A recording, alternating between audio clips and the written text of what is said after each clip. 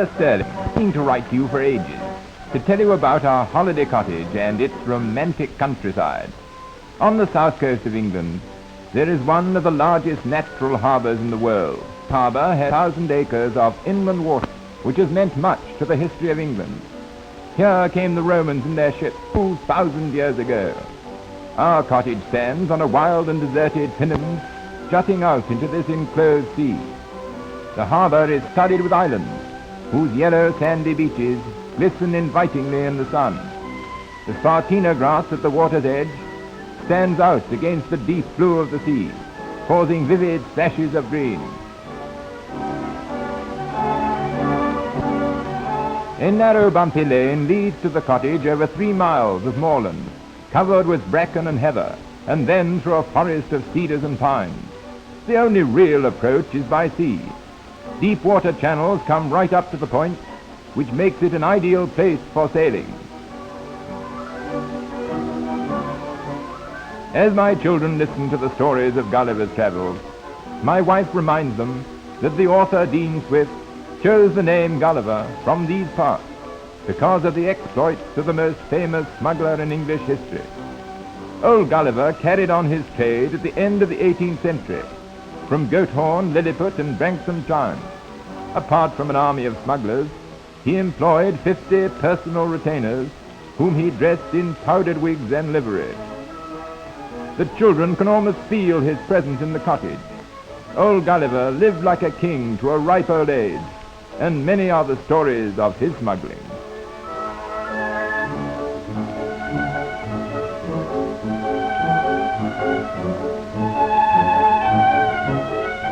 Our first contact with the outside world is the arrival of the water postman, a unique and charming personality who keeps up the traditions of the British Post Office by delivering letters every day in any kind of weather.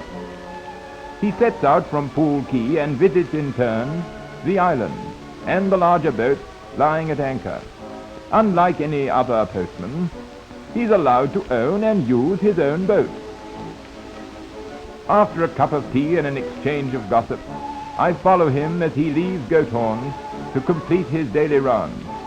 These include a quick call on the waterboat, which consists of a large tanker full of fresh water and a small tug which visits the various yachts to pump water aboard.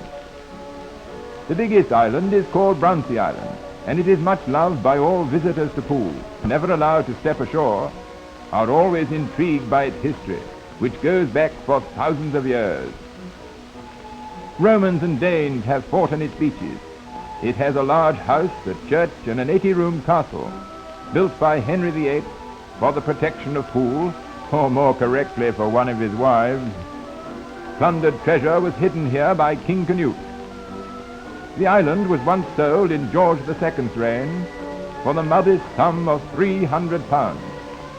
Hidden in these woods is a tiny cottage where Lord Baden-Powell started his worldwide scout movement from very humble beginnings. Senator Marconi anchored his yacht off Brownsea Jetty and broadcast into the ether his first radio message.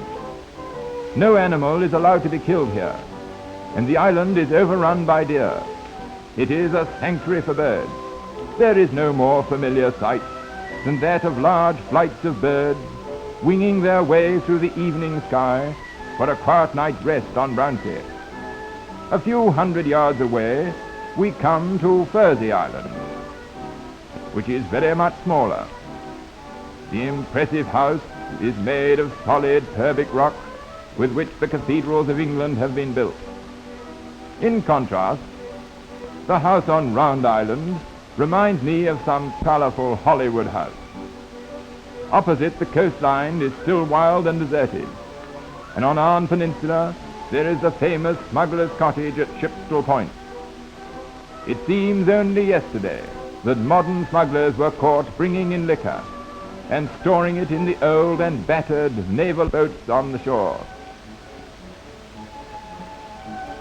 Passing the rugged and beautiful green island, inhabited chiefly by seagulls, we come back to Goathorn.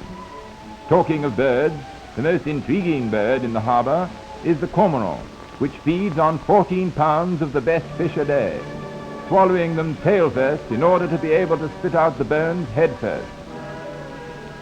For Dunkirk, 63 brave little ships, manned by local men and women, sailed out of this harbour into the English Channel to rescue our army from the beaches of Dunkirk. Only 43 of those ships ever returned. Later, the Royal Navy's huge battleships returned to Europe and to victory, the well-trained armies of Britain, America, and her allies. None of this would have been possible but for the part which Goathorn and district played in the preparation of that great army. The secret D-Day rehearsal was held on these shores. The very seagrass, called Spartina grass, has a story to tell of a Spanish galleon which was caught in a storm off the old Harry Rock and driven by the wind and rising tide into Poole Harbour. For fear of break along Poole Quay, she turned to port towards Goathorn and became a total wreck. The seed she was carrying took root in the mud banks and multiplied. Later it was found that this grass prevented the erosion of the land by the sea, and it is now exported by Britain all over the world.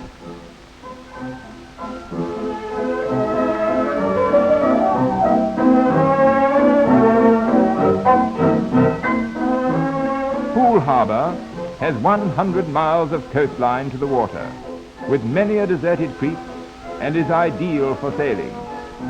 The mouth of the harbour can be crossed by ferry, which takes traffic from Bournemouth and Poole over to Swanage and Sunderland. It saves a round trip by road of many miles.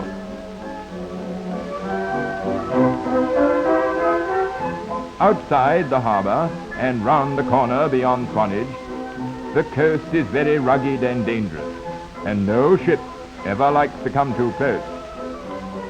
This rocky Purbeck coastline is much loved by visitors and offers some enchanting places to explore. It is fascinating to watch the sea lashing remorselessly against those rocks. What happy memories of holidays are conjured up in my mind by such names as Stirlston Head, Tillywim Cave, Dancing Ledge, Chapman's Pool, Lulworth Cove.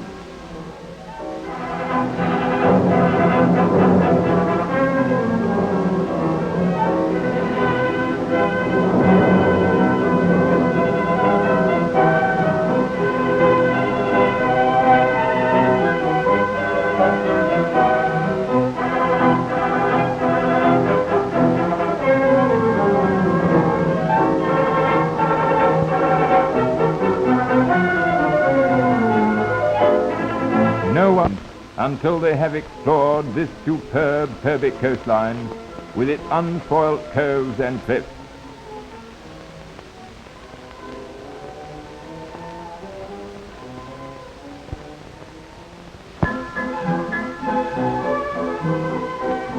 Poole Quayside, a sight to gladden the heart of any sailing man or small boy.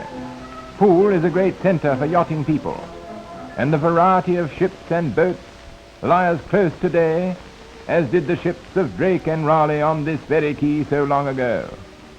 The bridge-keeper could tell a tale of two of bygone days. As an island people we love the sea, and it is in such places that Englishmen go down to the sea in ships. Along the quayside, every need of the sailing man is catered for. The customs house, which was once ransacked by the famous Hawkhurst gang. A ship's chandler, selling almost anything. A sailmaker. And a reminder that once the men of Poole were so obstinate that King Charles paid a personal visit in an effort to win them over. He was not very successful. Perhaps he spent too long inside. The place just bristles with boatyards, and wherever you go you cannot miss the town's chief landmark, the church. Ships take their bearings from the tower, but few realize that Wesley was once vicar of Poole, and later was in prison for his doctrine.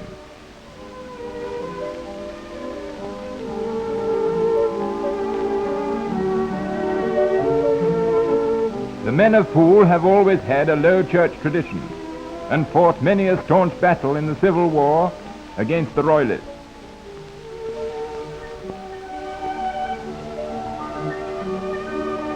The town's history goes back to Roman times as a port, and along the waterside there are some very old and quaint buildings. This old salt has lived in this narrow street all his life. The children have no playground but the street, yet this little girl does not look unhappy about it. There is plenty for children to do here, with cargo boats to lean over, in order to ask 1,000 questions of the crew.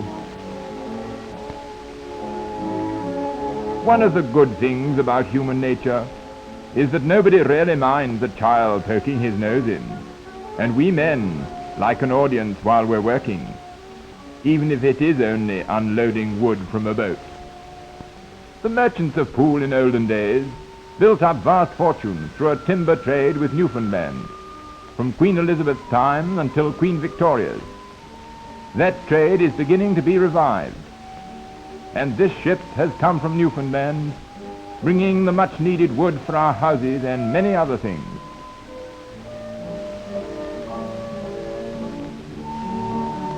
In the days of wooden ships, Edward III used this quay as a base in his protracted war against France.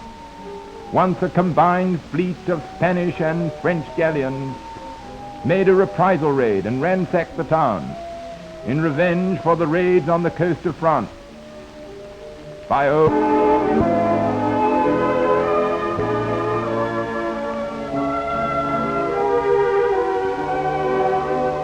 What could be more peaceful than the fisherman's pool, with its sturdy little boats ready to go out to sea, and the fishing net drying in the sun? Poole was once famous for its lovely oysters, and King John held many a royal banquet at Sherborne and Corfe Castle, and praised these oysters.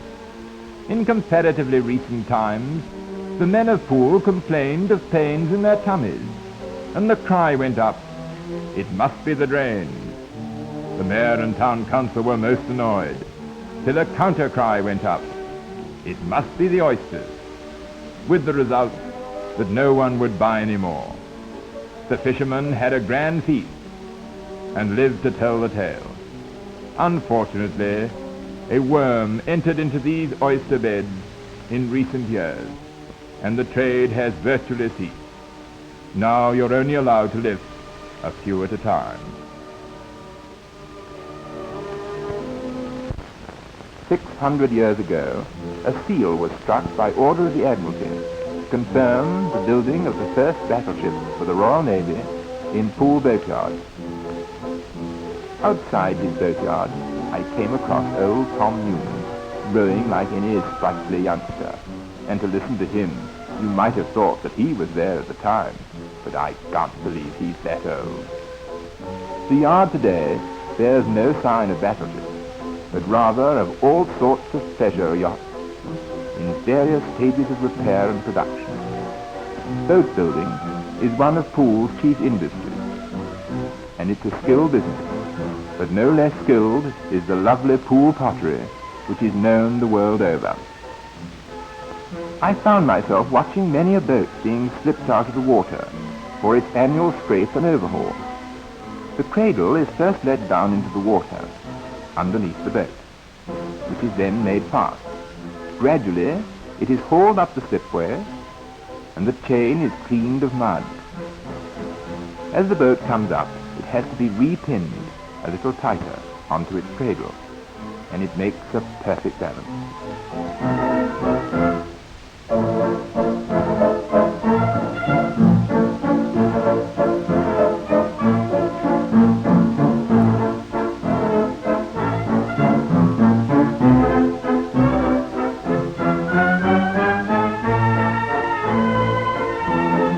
It is amazing how much scum and fungus collects under a boat, even in one season, and this has to be scraped off thoroughly, despite all the anti-fouling paint.